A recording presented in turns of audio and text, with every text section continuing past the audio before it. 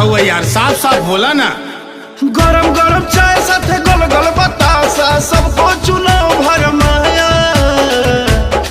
कुछ करने का मौसम आया यार, भय माल मारने का मौसम आया। माल मारने का मौसम आया रे भैया, माल मारने का मौसम आया। वोट मारने का मौसम आया यार भैया, कुछ करने का मौसम आया। कुछ करने का मौसम आया रे भैया, कुछ करने का मौसम आया।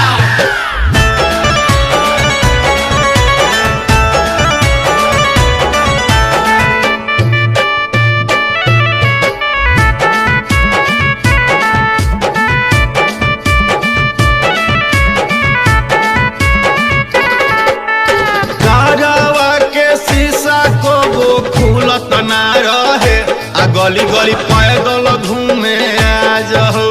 पैदल घूमे आज हो, अरे हारे रामी जाज हो। बड़ा निक लागे जब हाथ पाँव परे, आ धनी धनी कुरसी के राज हो। कुरसी के राज हो, अरे कुरसी के राज हो। ठग के ठगल कबहू अपना गलती होई हो। तू सबके आश्वासन द खूब मस्ती होई हो। असली चेहरा पर नकली चेहरा, सबने मुखौटा लगाया। बढ़िया मजाक करते हैं कुछ भैया। करने का मौसम आया रे भाई, माल मारने का मौसम आया। माल मारने का मौसम आया रे भैया, माल मारने का मौसम आया।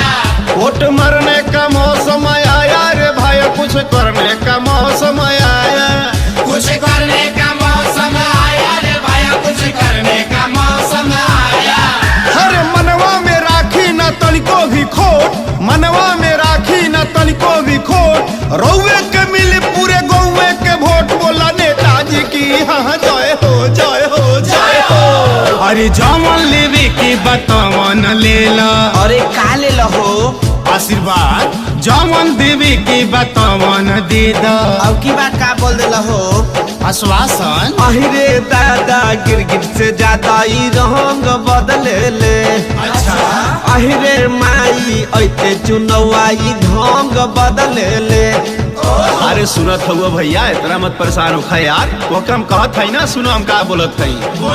वोट बरसे भीजे उजर खादी, वोट बरसे भीजे उजर खादी। वोट बरसे भीजे उजर खादी, वोट बरसे भीजे उजर खादी। मनोहर से जैसे आइल शादी, मनोहर से जैसे आइल शादी। मनोहर से जैसे आइल शादी, मनोहर से जैसे आइल शादी। मोय मजा मारेल छोटू मतलबी, राकेश का मन ललचाया। कुछ करने का मौसम आया रे भाई, माल मारने का मौसम आया। माल मारने का मौसम आया रे भैया, माल मारने का मौसम आया। वोट मारने का मौसम आया रे भाई, कुछ करने का मौसम आया। कुछ करने का मौसम आया रे भैया, कुछ करने का मौसम आया। अरे सुनत हुआ भैया यार, नेताजी के कहो ना निश्चिंत होके जास। अरे भैया जइहे तबे ना, अरे भोटवा इनके में पड़ी यार। तू बोल दे यार। हाँ तनी पान खाए के मूड होता, हमने के जाए तो तनी बाजारे यार। ठीक है नेताजी, जाए हो।